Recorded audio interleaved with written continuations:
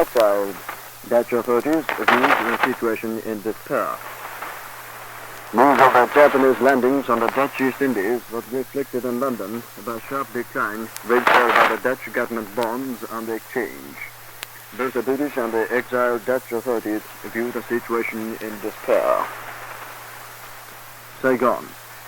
According to well-informed sources, opinion is said to be gaining ground among many military leaders of the East Indies that the Dutch colony should follow the example of French Indochina in cooperating with Japan instead of adhering to the Anglo-American laws. These leaders predict the fall of Singapore in the light of the fact that the British East Asiatic Command under Sir Archibald Wavell had been transferred to Batavia despite his claim that Singapore must be defended at all costs. Reference is being also made of the escape of Sir Thomas Shenton Thomas, Governor-General of the Federated Malay States, in running off to Calcutta, from where he delivered a radio address urging the defense of Singapore to the last man. Lisbon. Anglo-American press comments on the landing of Japanese forces on the Dutch East Indies may be summed up in the following points. First, the fresh operation of the Japanese forces against the Dutch East Indies nullified the alleged plan of General Wavell, who wanted to reorganize the Anglo-American forces by gathering defeated troops from Malaya and deserters from the Philippines. Second, the Japanese occupation of Dutch Borneo, which links that a tip of the British Borneo, will further increase the supply of material resources in East Asia. Third and the last, judging from the fact that the present Japanese operation is such long-distance landing operation extending over 2,500 nautical miles, it clearly testifies that the command of sea and air of the Pacific is now in Japanese hands.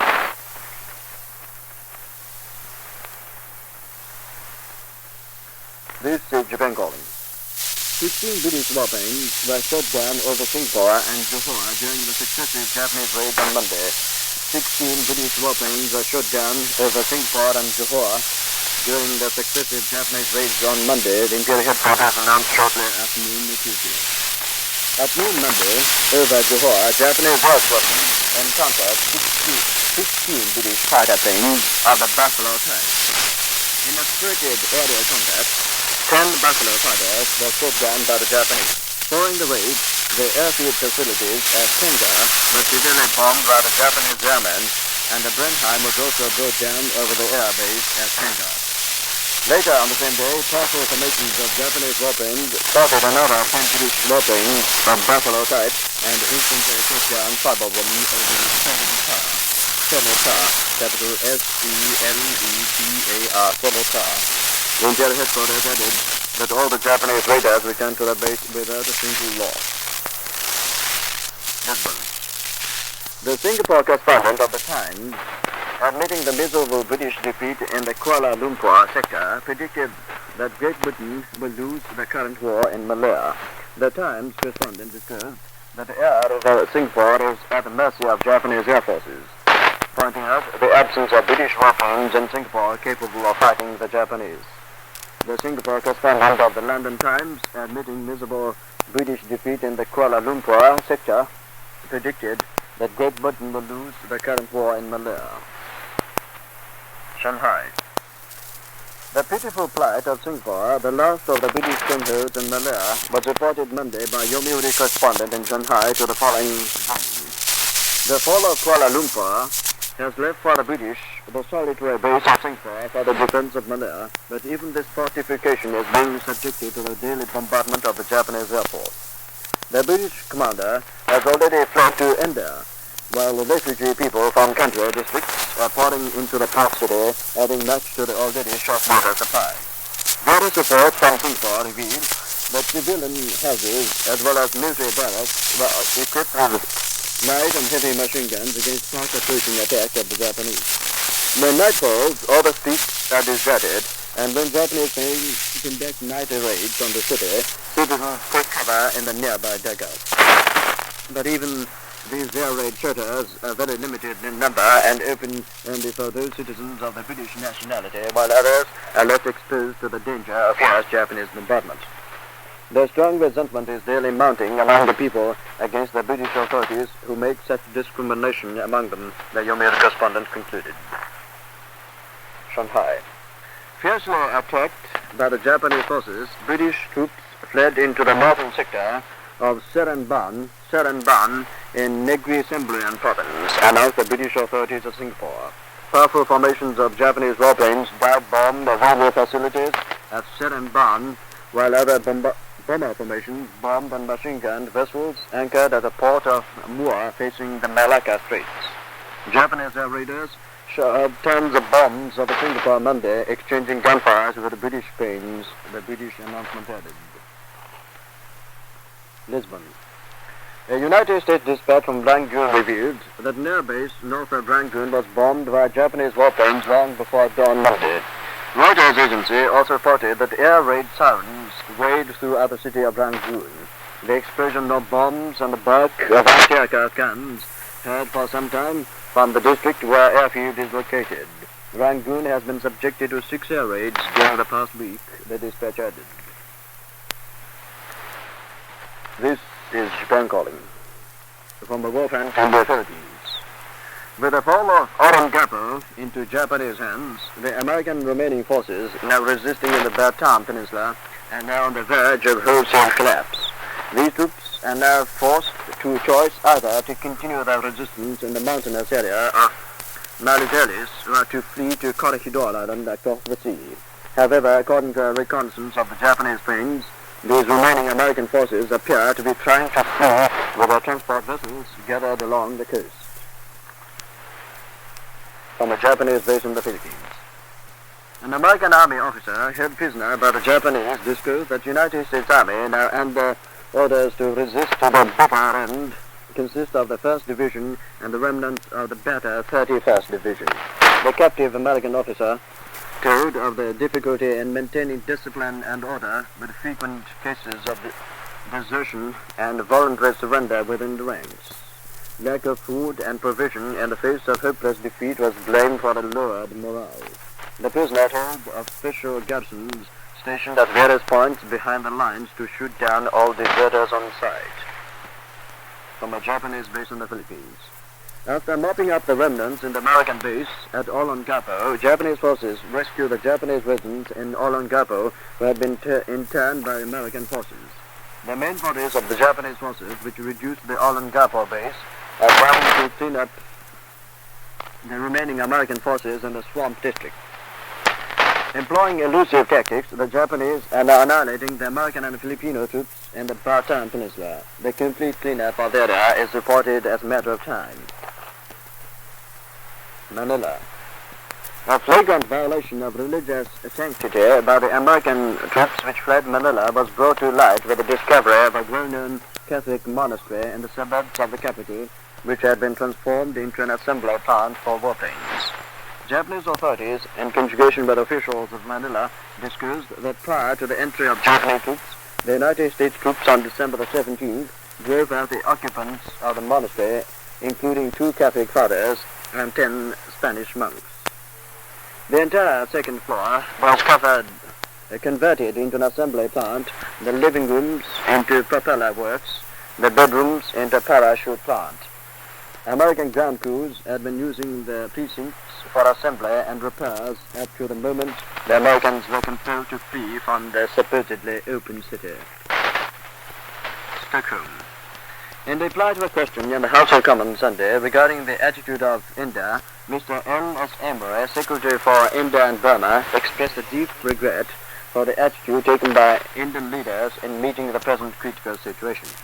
Although cooperative attitude was requested by the Viceroy of India, resolution and declaration adopted by leaders of India were far from satisfactory, Mr. Emory declared.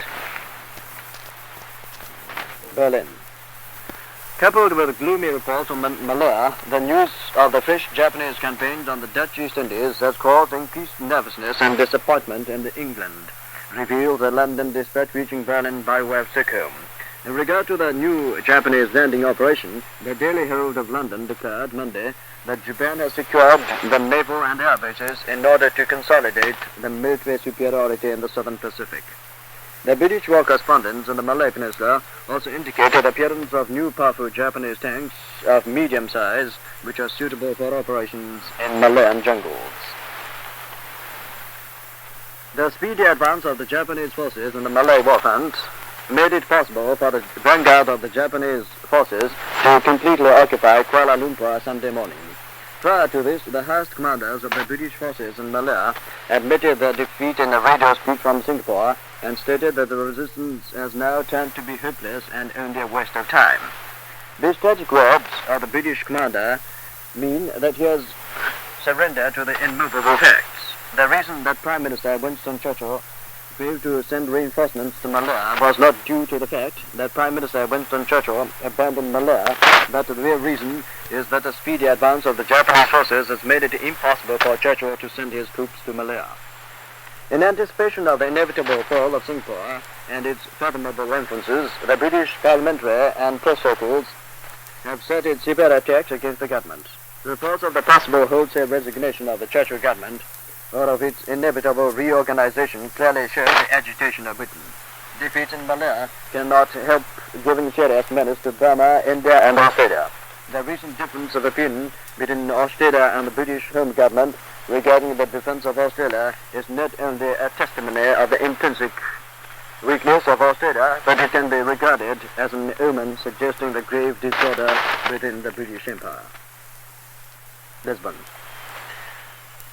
An intimation of the racial trouble fomenting within the United States Army has been revealed when a serious clash occurred Monday between some 700 Negroes and white military police at Alexandria, Louisiana, according to a Reuters dispatch from New York.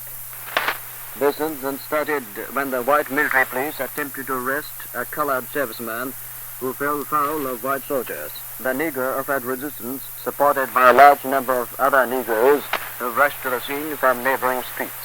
Out of 700 Negroes who clashed with the white military police, some 500 were soldiers in the service of the United States Army. Out of 700 Negroes who clashed with the white military police, some 500 were soldiers in the service of the United States Army. The melee was finally put down when the white police used tear gas, the report adds. This is Japan calling. Lisbon. Bolivia is under martial law because of the outbreak of the riots in tin mining districts, especially Shanghai. Owen Letmore, the political advisor to Chiang Kai-shek, let us here note that Owen Letmore probably means he is returning with his grandchildren when they finish college. This is the Japan Broadcasting Corporation. The assets of 20 British and American concerns in Japan have been placed under the administration of 8 Japanese firms in an announcement issued by the Finance Ministry late Monday. The Yokohama Specie Bank will control the assets of the National City Bank of New York and those of the Hong Kong Shanghai Bank Corporation. The Yokohama Specie Bank will control the assets of the National City Bank of New York and those of the Hong Kong Shanghai Banking Corporation. The Courier Life Insurance Company will control the assets of the Canadian Life Assurance Company, the New York Life Insurance Company, the Equitable Life Assurance Company, and the Manufacturers Life Insurance Company of Canada. The Courier Life Insurance Company will control the assets of the Canadian Life Assurance Company, the New York Life Insurance Company, the Equitable Life Assurance Company, and the Manufacturers Life Insurance Company of Canada. The assets of the Standard Vacuum Oil Company and the Standard Shipping Company to be placed under the control of Mr. Han Emon Morita. The assets of the Standard Vacuum Oil Company and the Standard Shipping Company to be placed under the control of Mr. Han Emon Morita. The Rising Sun Petroleum Company and the Asahi Immovable Company to be placed under control of Mr. Kuniki Itagaki. The Rising Sun Petroleum Company and the Asahi Immovables Company to be placed under control of Mr. Kuniki Itagaki. The assets of the Toyo Burkout Company to be placed under control of the Mitsubishi Kasha, while those of the Oriental Paper Bag Company and Mr. Shojiro Iwamoto. The Japan Film Company to control the assets of Paramount Films Limited, RKO Radio Picture of Japan Limited, Metro Golden Mayer Company Limited, Columbia Films Limited, 20th Century Fox Incorporated, Warner Brothers, First National Pictures Limited, Universal Pictures of Japan Limited, and the United Artists Corporation of Japan. Now, Dublin. The Prime Minister of Mr. Ballina, in a public address Monday, squashed a persistent rumor now circulating that the Irish government had entered into a secret agreement allegedly involving Dublin on the one side and London and New York on the other. The Irish Prime Minister stoutly maintained that Ireland would defend itself against any attack, no matter from which quarter it might come. Berlin. A British destroyer was sunk by a German U-boat in the Atlantic, the German High Command announced Monday noon. The statement also added that another British destroyer was torpedoed and sunk in the Mediterranean. The claims and boasts advanced by the United States prior to December the 7th have been completely wiped out within the short space of 1 month. The lesson gained in this 1 month is the importance of the human element of spirit and skill in any warfare. It is a mute testimony to the argument that mere volume does not serve as a gauge by which the strength of any army and navy can be measured. Admiral Churchill often claimed that a cannon which can register 100 hits out of a possible 100 shots is equivalent to 100 cannons that can only register but 1 hit. The American and British place their claim on the enormous volume and the number of their warships and the number of bases available to them in the Pacific. Their theory has now been blasted and convincing demonstration of the spirit and skill behind the Japanese guns. The United States now claim that they will be creating the largest and the most numerous armaments. But without the material for these goods, such claims can hardly be relied upon, with the very sources for such goods now being placed under the disposal of the Japanese. Even though such an armament is constructed, the Japanese is confident in the spirit and skill that Americans cannot expect to realize as easily as she can in her material armaments. That is the end of it. This is the Japan Broadcasting Corporation. Here's this evening's news commentary. The world's best in point of propaganda. The world's best in point of propaganda is the subject of this evening's news commentary. The quality of news that now emanates from American sources has shown an amazing trend at the expense of casting aside all regards for the prestige and accuracy for which the United States had long prided and for which the rest of the world had acknowledged for a long time. The trend has been directed towards propaganda of the quality that is being admitted by the Americans themselves as hitting the lowest level. For years, the Churchill regime has had the virtual monopoly on disseminating fantastic news. Even the Chinese themselves are known to have ignored them as a system that is entirely apart from reality. But the Churchill regime must be given credit for being consistent in the method of propaganda. No one can deny that false news, if given sufficient emphasis during a certain length of time, can and will be accepted as fact. Another reason, more important than any other factor, is that once the Churchill regime should start sending out the real news, that regime must suffer a complete collapse.